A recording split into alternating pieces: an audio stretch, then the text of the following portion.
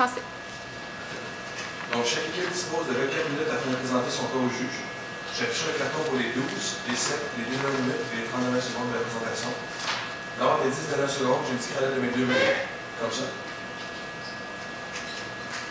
Le nombre de secondes qui reste. Si vous n'avez pas terminé votre présentation après 24 minutes, elle se verra arrêtée afin de passer à la période de questions. Une période de questions d'une durée maximale de 4 minutes est allouée au jury à la fin de la présentation. Veuillez noter que vous ne pouvez en aucun temps dévoiler le nom et la provenance de votre université. Être reconnu par vos clients comme étant un leader dans les communications au Canada, tel est votre objectif. C'est sur cette vision que nous nous sommes basés, mes collègues et moi, pour vous offrir la meilleure des solutions afin de vous soutenir dans votre croissance et de vous aider à faire face à la concurrence. Wayne Gretzky disait « Il faut patiner vers où la rondelle sera et non pas vers où la rondelle était ». Mes collègues et moi, nous sommes donc tournés vers l'avenir de Bell comme étant un leader dans les communications au Canada. Je vous les présente, Amélie Gagné et Kevin Fiera. Le mandat que vous nous avez confié était de vous élaborer une stratégie afin de vous soutenir dans votre croissance, d'augmenter vos revenus, afin de pouvoir augmenter les dividendes et ainsi faire face à la concurrence. La présentation suivra comme suit. Donc, tout d'abord, une brève mise en contexte. Nous continuerons avec l'industrie et les enjeux, la problématique, par la suite, découlant de cette problématique, les stratégies que nous vous recommandons. Ensuite, nous irons avec, bien sûr, une analyse de risque, un échéancier, les aspects financiers, bien entendu, le coût et tout ce qui englobe. Et finalement, une légère conclusion. Vous aurez également une période de questions à la toute fin pour nous poser les questions. Donc, Bell au Québec et pour les Québécois, un leader au niveau des communications. Vous êtes également un employeur de choix. Vous êtes également, vous vous diversifiez dans la communication, que ce soit au niveau de différents secteurs. Et vous faites également un revenu de 20 millions de dollars. 20 milliards, excusez-moi. Vous avez également une croissance des dividendes qui est graduelle à chaque année. Vos actions augmentent également et ce rendement est également très élevé, l'un des meilleurs au Canada.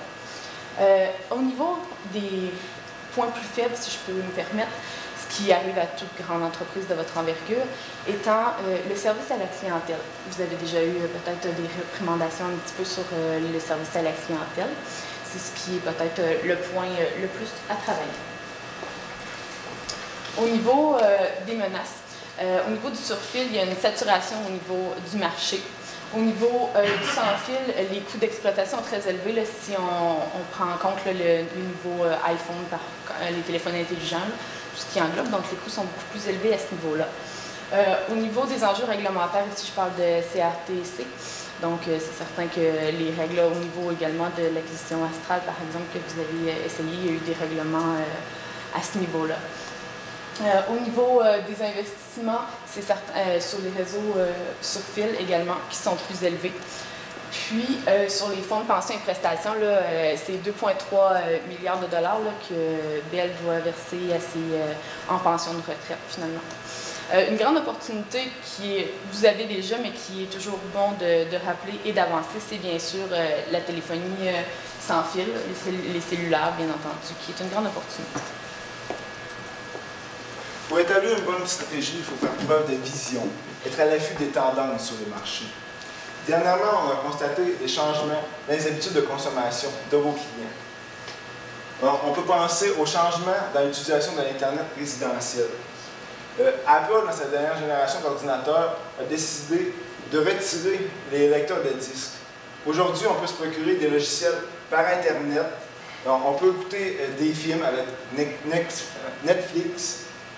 On peut aller sur YouTube, regarder des vidéos. De plus en plus, nos activités sur Internet demandent une grosse consommation de bande passante. Et de plus en plus, c'est ce que les gens recherchent au moment où ils choisissent leur connexion Internet. Un autre élément important, une modification du rythme de vie. Aujourd'hui, les femmes travaillent, les hommes travaillent. On n'a plus nécessairement le temps, le matin, d'ouvrir l'ordinateur, de regarder les nouvelles. On doit le faire en allant au travail, durant nos pauses, dans les petits moments qu'on peut avoir dans la journée. Et pour le faire, on se tourne vers les données, le 3G, nos cellulaires pour pouvoir consulter l'information en temps réel ou faire des liens avec nos amis en utilisant les réseaux sociaux. L'utilisation du téléphone résidentiel a aussi changé. Par le passé, tout le monde avait une ligne filaire. Mais durant les 5 dernières années, on a pu constater que 10% de la population n'avait plus de ligne résidentielle à la maison. Aujourd'hui, avec la baisse des prix dans le cellulaire, de plus en plus, la femme, l'homme en possède un et peut être rejoint à tout moment. Donc, la ligne résidentielle est en déclin. Donc, deux aspects au niveau de la problématique. Comme mon collègue l'a mentionné, le déclin du secteur filière, c'est un secteur important, mais qui est bien sûr en déclin. Et également, la pression des actionnaires de Bell au niveau de l'augmentation des dividendes, des revenus, et leur inquiétude au niveau justement de la pression de la prestation de retraite, où plusieurs facteurs là, peuvent venir affecter. Donc, c'est certain que c'est une grosse inquiétude à ce niveau-là. Basé sur ce qu'on vient de vous mentionner, nous avons deux stratégies à vous présenter. Ces stratégies sont sur deux offensives. La première, une basée sur le service de téléphonie filaire. La deuxième, sur le sans-fil.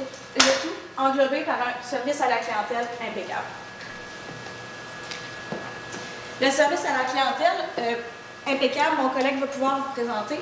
Je vais poursuivre ensuite avec les deux offensives. Par le passé, vous avez investi beaucoup pour votre marque.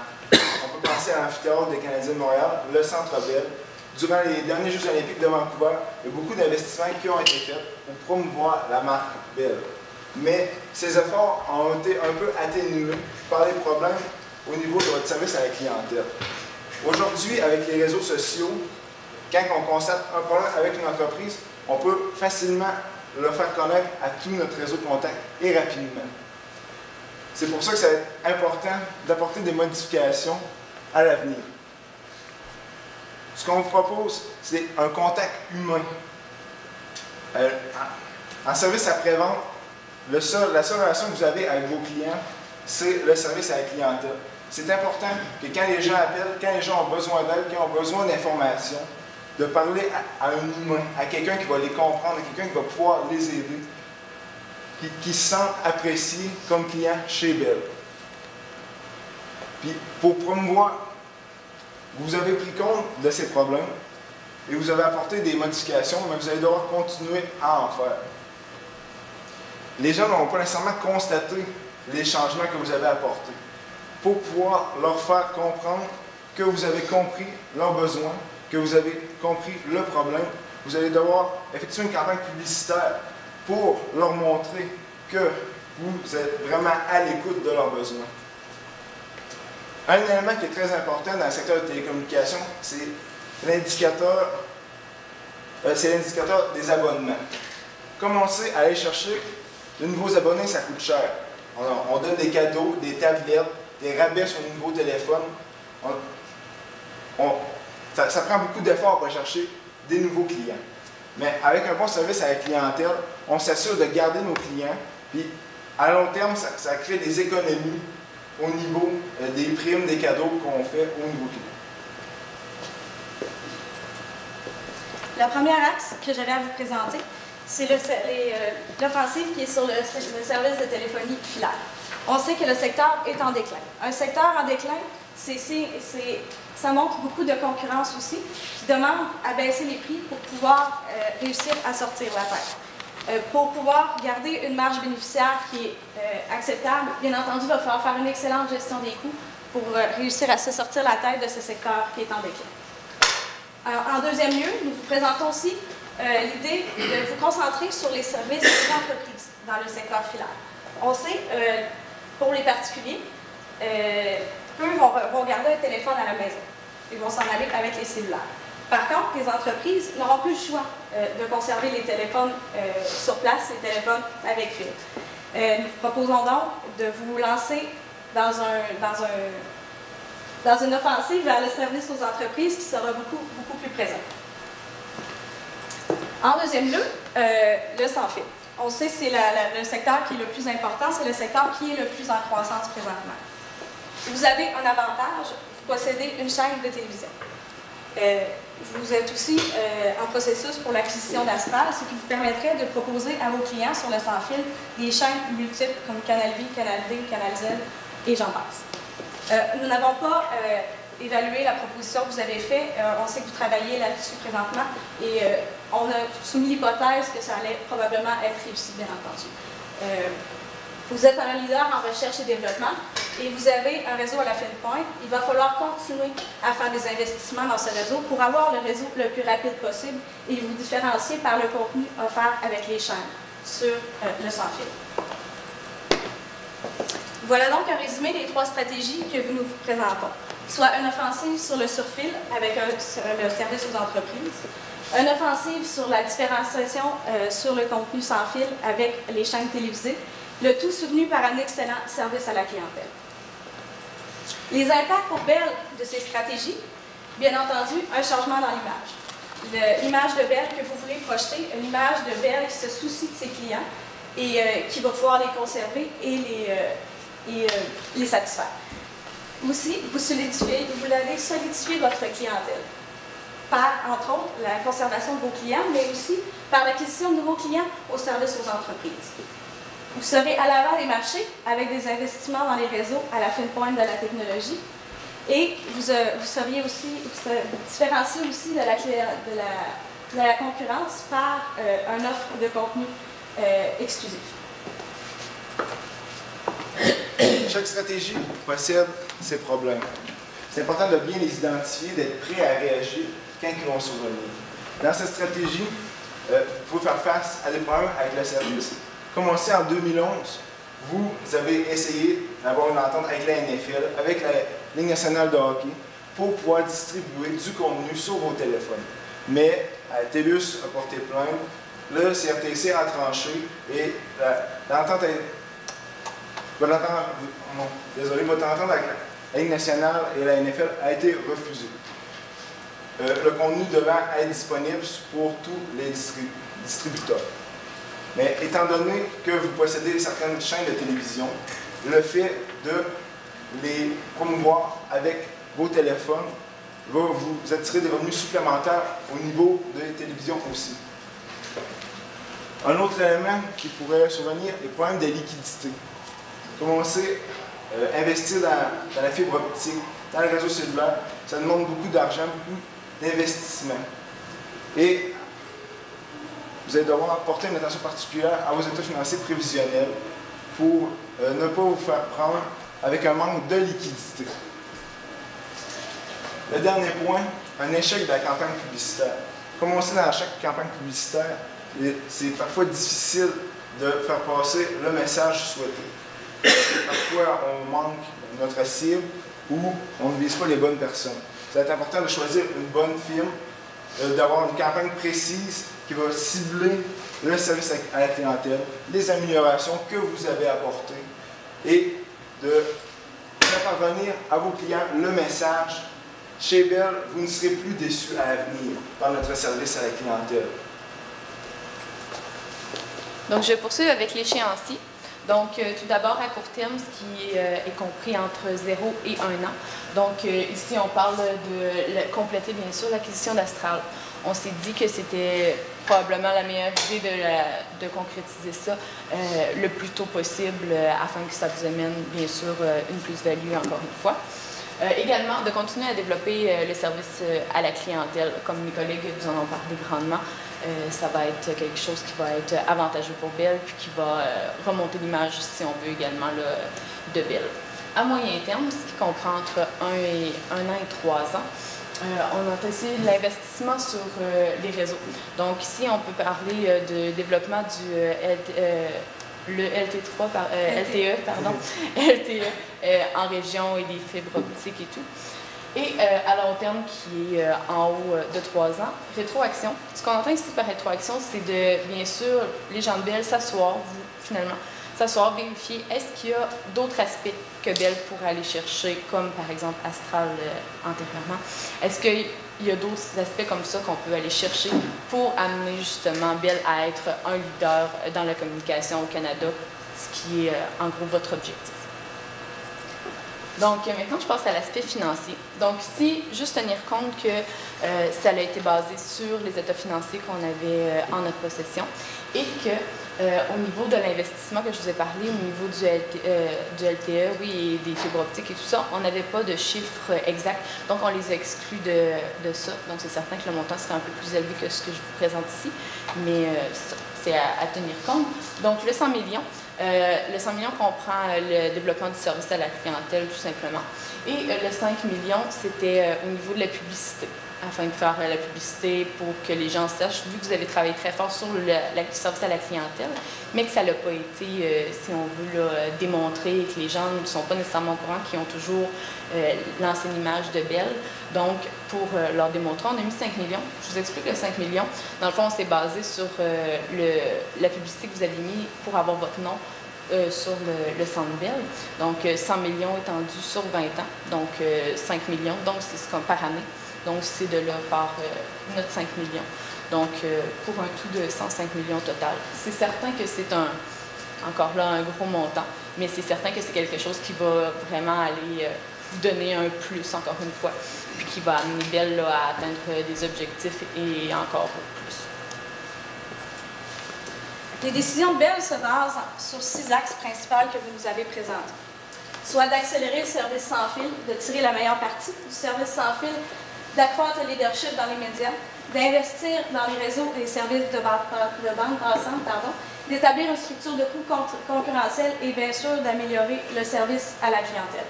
Nous pensons que les solutions que nous avons proposées aujourd'hui respectent la majorité de ces 6 axes-là. Bien sûr, comme on vous le disait, il faut toujours aller vers où la rondelle sera et non pas vers où la rondelle était. Et puis, nous pensons que Bell, vers l'avenir, va être un des plus grands leaders au Canada en communication. Donc, on vous remercie du temps que vous avez accordé et de la confiance que nous avons accordée et nous sommes maintenant prêts à répondre à vos questions. Merci.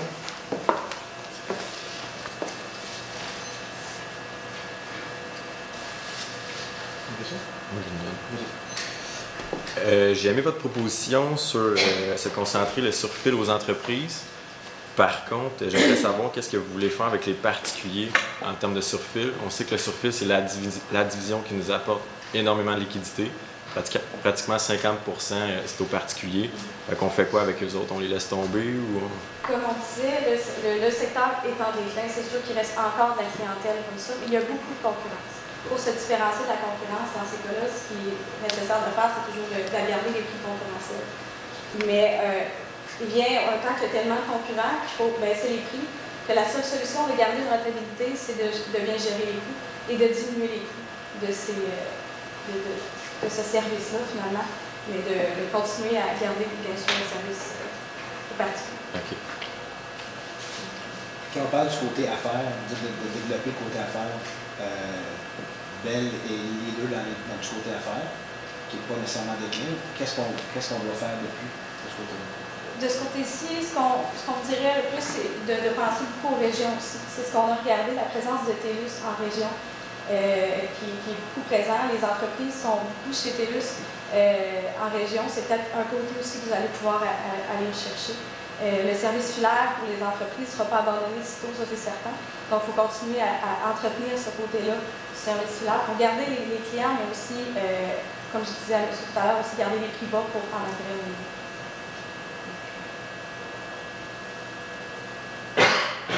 Vous avez mentionné qu'il fallait apporter des modifications importantes au service à la clientèle et qu'il faudrait avoir un contact plus humain.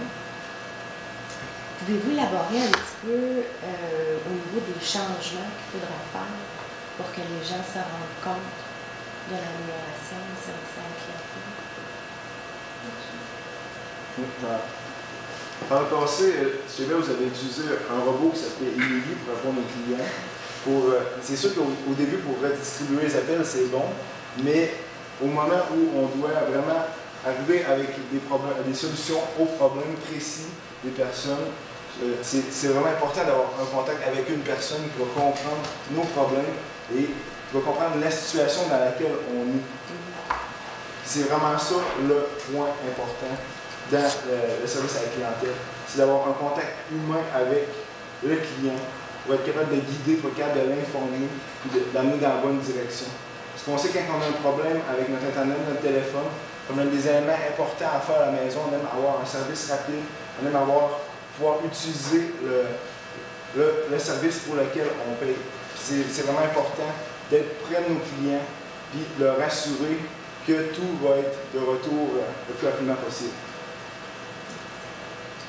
J'ai une dernière question, au fond, sur notre temps. On a parlé d'un investissement de 105 millions dans la stratégie. Je revois mon argent en combien de temps? Mon retour sur investissement?